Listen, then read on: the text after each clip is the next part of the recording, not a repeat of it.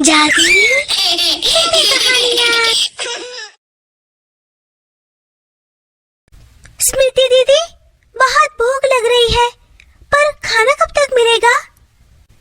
पता नहीं सुमन, क्या करें? अभी तो वैसे भी कोई काम नहीं है, तो जंगल जाकर देखते हैं। क्या पता हमें खाने के लिए फल मिल जाए। इतना कहकर स्मृति और सुमन जंगल की तरफ जाते हैं। दोनों बहनें एक बहुत ही गरीब और अनाथ के बच्चे थे। सुमन के जन्म देते ही उनकी माँ चल बसी थी और पिता गांव के अमीर सेठ बंसी लाल के यहाँ मजदूरी का काम करते थे। 1 साल पहले उनके पिता को काम करते करते दिल का दौरा पड़ गया था, जिससे उनकी भी मौत हो गई। दोनों बहनें उसी पल से बेसहारा हो गई थी।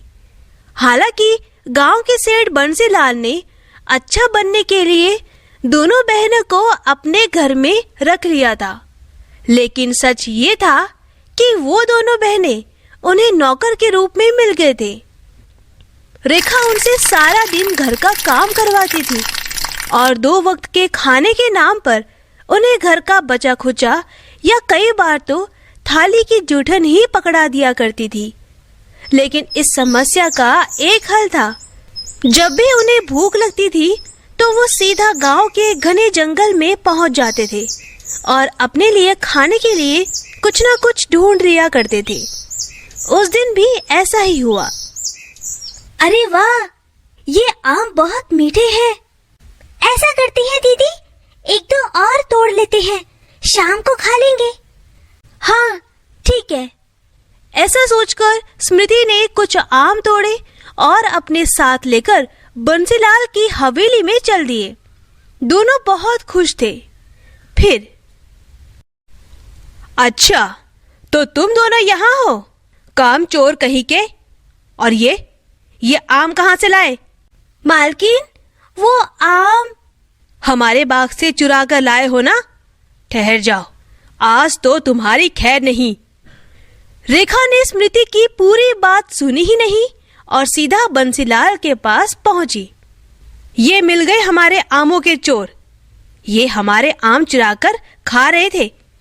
नहीं नहीं मालकिन, हमने आम नहीं चुराए, हम तो जंगल गए थे और चुप हो जाओ, तुम्हारा कोई नहीं है, ये सोचकर तुम पर तरस खाया हमने।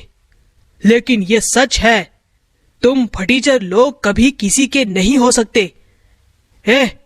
ले जाओ इन्हें और फेंक दो गली से बाहर। अरे ये क्या कर दिया आपने? मैं तो बस 2-4 थप्पड़ लगवाने लाई थी, आपने तो उन्हें घर से ही निकाल दिया। अब कौन करेगा घर के सारे काम? तुम भी कमाल करती हो रेखा, पहले बताना चाहिए था ना कि क्या करना है और क्या नहीं। अब बाहर निकाल दिया है तो अभी तो वापस बुला नहीं सकते। वैसे भी अनाथ हैं, 1-2 दिन में खुद ही वापस आ जाएंगे जब भूख से पेट में आग लगेगी। रेखा मुंह लटकाकर वहां से चली गई। उसे भी यही लगा था कि दोनों बहनें जल्दी वापस लौट आएंगी, लेकिन असल में दोनों के साथ जो होने वाला था उसके बारे में कोई सपने में भी नहीं सोच सकता था। माँ, पापा, आप हमें छोड़कर क्यों चले गए? अब हम कहाँ जाएंगे? हमारा तो कोई घर भी नहीं है। दोनों बहनें बस चले जा रहे थे, उन्हें कुछ नहीं सूझ रहा था। तभी उनकी नजर सामने बैठे कुछ बच्चों पर पड़ी जो बड़े मजे से रसीले आम खा रहे थे। उन्हें आम खाते देखकर स्मृति को कुछ सूझा और सीधा जंगल पहुंच गए, उसी आम के पेड़ के पास जहां से उसने पहले भी आम खाए थे। इस दुनिया में सिर्फ तुम ही हो जिसने हमें बिना मारे या हमें कोई काम करवाए बिना अपने मीठे मीठे फल दे दिए हमें खाने के लिए। तो क्या तुम हमसे दोस्ती करोगे? क्या हम तुम्हारे पत्तों की छांव में बैठ जाएं? और फिर अचानक पेड़ के ठीक नीचे की जगह पर हवा का एक तेज झोंका आया और वो जगह बिल्कुल साफ सुथरी हो गई। दोनों बहनें बहुत खुश हो गई। और फिर आहा, मजा आ गया। दोस्त, सच में अगर हमें पहले पता होता कि तुम हमारे दोस्त बन जाओगे तो हम बहुत पहले ही तुम्हारे पास आ जाते। अब सब अच्छा है, खाने के लिए तुम्हारे मीठे मीठे आम और बातें करने के लिए तुम। लेकिन घर तो अब भी नहीं है हमारे पास। घर के बारे में सोचकर स्मृति उदास हो गई थी, लेकिन तभी आम का पेड़ जोर जोर से हिलने लगा। ऐसा लग रहा था मानो बहुत तेज तूफान आ गया। ये देखकर दोनों बहनें घबरा गई और पेड़ से दूर खड़ी हो गई। तभी उन्होंने देखा कि तेज हवा से सारे पत्ते गिर रहे हैं। स्मृति को कुछ समझ में नहीं आ रहा था कि वहाँ हो क्या रहा है, लेकिन कुछ देर बाद सामने वहाँ उनका अपना और बहुत ही प्यारा पत्तों का घर बन गया था। ये वही पत्ते थे जो पेड़ से टूटकर गिर रहे थे। दोनों बहनों का खुशी का कोई ठिकाना ही नहीं था। अरे, ये घर तो कितना अच्छा है, कितना सुंदर है। दोस्त, तुम तो सच में कमाल हो। फिर दोनों बहनें अंदर जाती है और अंदर जाकर दोनों हैरान हो गए। उस घर के अंदर उनकी जरूरत की हर चीज थी और वो सब पत्तों से ही बनी थी। दोनों उस पत्ते के बने बिस्तर में लेट गए और लेटते ही उन्हें नींद भी आ गई। इतने दिनों बाद वो गहरी नींद में सो रहे थे। अब उन्हें किसी बात की चिंता नहीं थी। वो अब खुद के घर में थे, जहां से उन्हें कोई भी नहीं निकाल सकता था। और उधर रेखा बहुत परेशान थी। उसने 3-4 दिन दोनों का इंतजार किया, लेकिन जब वो नहीं आए तो उसने बंसीलाल से कहकर अपने लिए नया नौकर रख लिया था। इस तरह दिन निकलते गए और हर कोई स्मृति और सुमन के बारे में भूल गया।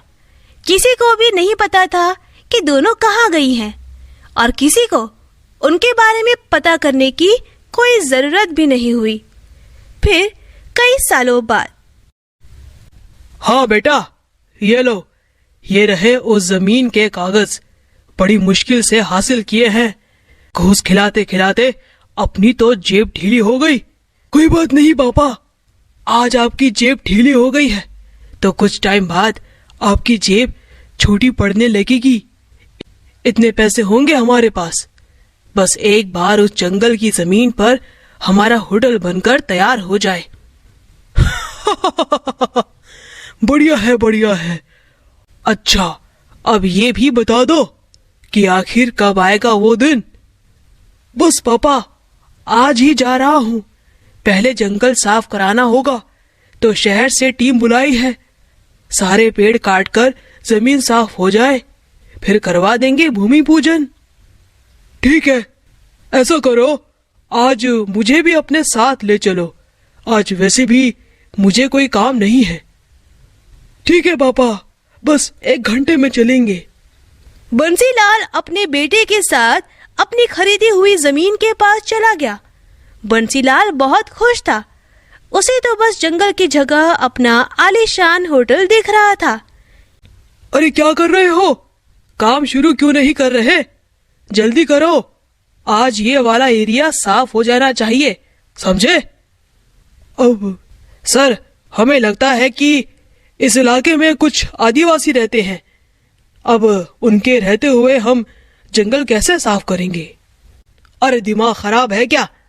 यहाँ सिवाय इन पेड़ों के कुछ भी नहीं है। अरे नहीं सर, यहाँ से दूर आगे पत्तों से बना घर है, मैंने खुद ही देखा। हालांकि उसके अंदर तो कोई नहीं था, लेकिन हमें डर है अगर वैसे ही और भी हुए तो यहाँ जरूर आदिवासी का डेरा होगा और वो हमें कभी भी। ठेकेदार अपनी बात पूरी कर पाता उससे पहले एक सनसनाता हुआ नुकीला तीर आकर उसके सर पर लगा और वो जमीन पर गिर पड़ा। इसके बाद तीरों की बारिश शुरू हो गई। खास बात ये थी कि उस तीर में जहर लगा था। वो किसी भी इंसान को जान से मारने के लिए काफी था। ये देखते ही बंसीलाल और उसका बेटा फौरन वहां से भाग पड़े और फिर कभी भी उन्होंने जंगल की उस जमीन के बारे में सोचा ही नहीं। दूसरी तरफ जंगल में वो दोनों स्मृति और सुमन थे, जो बड़े हो चुके थे। देखा कैसा मजा चखाया हमने। ये लोग तुमसे तुम्हारा जंगल कभी नहीं छीन पाएंगे, क्योंकि हम कभी ऐसा नहीं होने देंगे। ये वादा है हमारा। इतना कहकर दोनों बहनें अपने घर के अंदर चली गई। वही पत्तों का घर जिसके जादू ने दोनों बहनों की अनाथ की जिंदगी संवारी थी। और अब वही दोनों बहनें पूरे जंगल के रक्षक बन गए थे। तो दोस्तों, अगर आपको हमारी कहानी पसंद आई हो तो इसे लाइक करना और शेयर करना और हमारे चैनल को सब्सक्राइब करना मत भूलना।